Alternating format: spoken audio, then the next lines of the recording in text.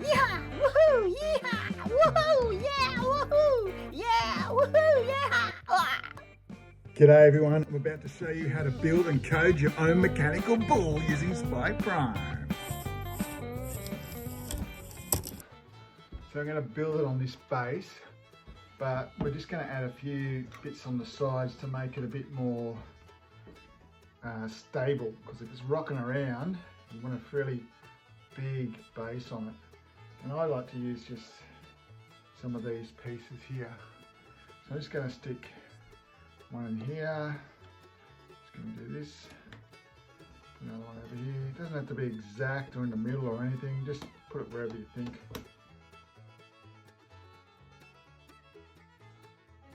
And that'll stop it from tilting over, hopefully. So we've got a nice big base for it. And then we're going to have one motor that makes the mechanical bull spin. So that's going to go on the base there. I'm going to try and put it kind of in the corner here. So I'm just going to whack 4 black pins in. The hard thing about getting 4 pins in is you can't put 2 in at once. You've got to put all 4 in at once. So maybe about here would be good. Got to put a couple of pins in gently and then just get it all in nice and gentle and all in at the same time. Alright, and then, well, we're going to have another motor on top of that that's going to make the horse go up and down, I mean the bull go up and down. It can be a horse, I guess, whatever. Alright, so we might just make a bit of a plate. I'm going to join a couple of these together. I'm going to join a couple of these together, and that can sort of sit on top of here. I might just put a grey joiner in here, and we'll just pop that on there like that.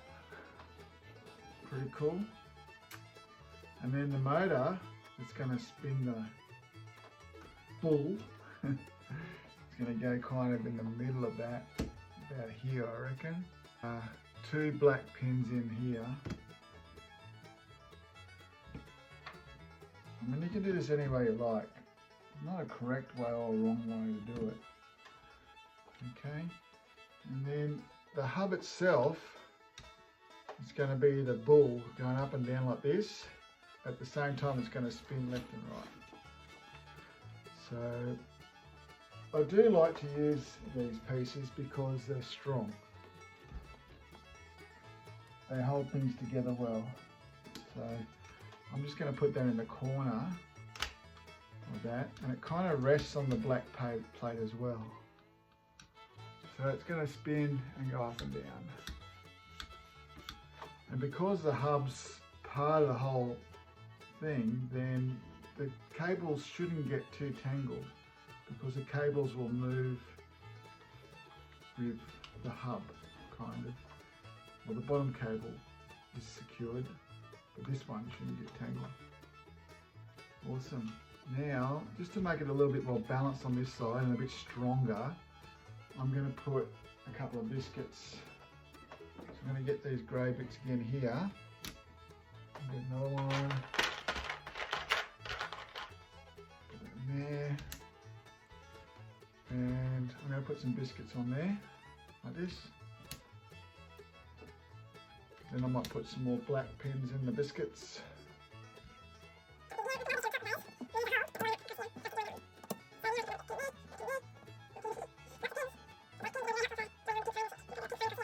And this is going to help it all be a bit more solid, so it doesn't fall apart.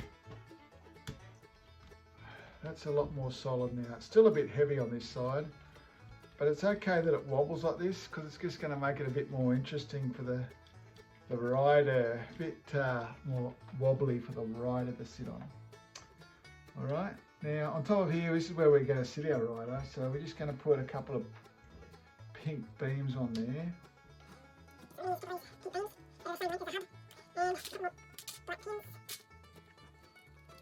And then some red bricks. You can get away with 1 red brick if you want, but on mine I'm going to use 3 just to make it a big seat. Now I like to use these basic bricks. They've got holes in them, so you can put these little pins in. Put them in here in the cross holes, and then they go really well on top of two beams. Blue one. And put that in there. Now we've got a nice big seat for our minifigure to sit on. Okay, so that can go up and down, and it can also spin, not spin in circles because the cables will get tangled, but it can go back and forth in a circular motion. Actually, port D is the one that makes it go up and down, this top motor, and port F will be the one that makes it spin left and right. Alrighty, let's code it. When we code this robot, we're going to code a stack of blocks just to make the bottom motor move around. So to start with, we might set a speed, and we might make that speed fairly slow, like 50%. I'm just going to connect to my robot, because then you don't have to worry about where things are plugged in. It automatically assumes now that I've got motors plugged into D and F. So my big motor is going to make it spin from, clockwise, anti-clockwise. So we need this stack of blocks to always be in regard to motor F. That's where I've plugged in my motor. And to start with, motor F is going to be 50%. And then we're going to make it move to a certain position, just always at the start. At the moment, if you look up here, you can see, I'll click up here and it's a bit more clearer, that motor F is at a position of about 180 degrees. So I'm going to always, at the start, set motor F to 180 degrees. And that way, it'll always start in exactly the same position. And then, after that, I'm going to get it to move a quarter of a turn. So I'm going to use this one again, and I'm going to make it turn for 0.25 of a rotation. It's a quarter of a turn, isn't it? And then I'm going to duplicate that and make it turn the opposite way for a quarter of a turn. So hopefully I'll be back to the starting position. And if I can kind of always go back to that starting position, then the cables shouldn't get tangled. All right, so now after I've gone one turn like that, back and forth, I might even speed up the speed a little bit and make it go 75%. And I could duplicate this, and I might make it do a little bit more than a quarter of a turn. Let's try half a turn. So the robot will spin half a circle.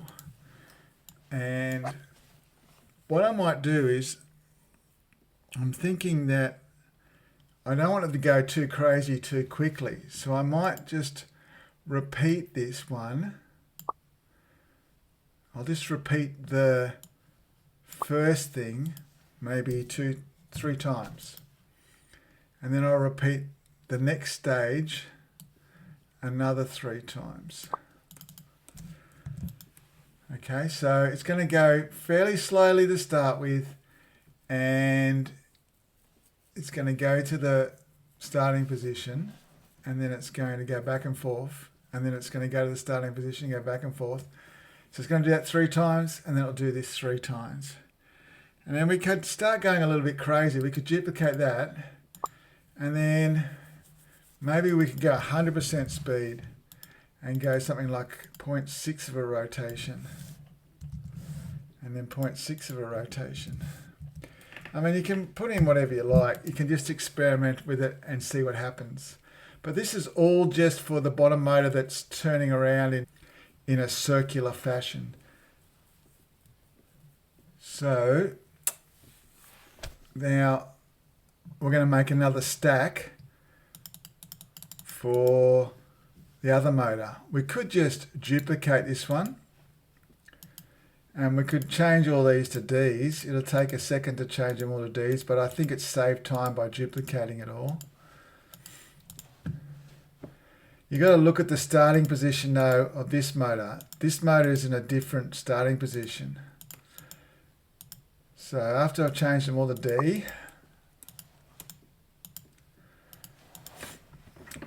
it's going to go up and down. These ones, this motor's for the bull to go up and down, isn't it? So we could just mix it up a little bit and make it wait for half a second in between each time it does things. And that might be useful. Or even 1 second.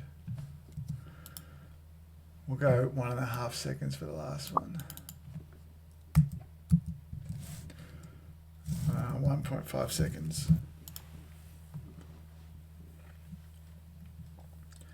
The most important thing is this starting position. We don't want it to start on 180. Over here, D at the moment is on 90. It's on 90 degrees. So make sure that says 90 degrees. Oops, not that one. This one, 90 degrees. That's the starting position. And just to be certain, we could get it to go back to the starting position every time, just so it always ends up in a good position where it's not going to get tangled. So let's go 90 degrees there. And we'll do it here as well. And it shouldn't get tangled. When you press play, it's going to do both stacks at the same time. So the bottom one will be turning around and the top one will be going up and down. It'll be turning at a different speed, a different rate that it's going up and down.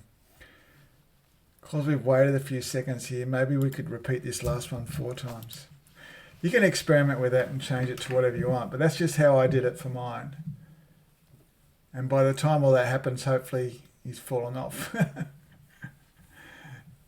Awesome. So that's how I coded it. Probably the most important thing is you get these starting positions right. Yours might look different to mine because your motors might have started in a different spot. But always connect and have a look up here and see where they are in the best position, in the starting position. Put the robot into the position where you want it to start and then take note of these numbers. Should be good to go. Let's test her out.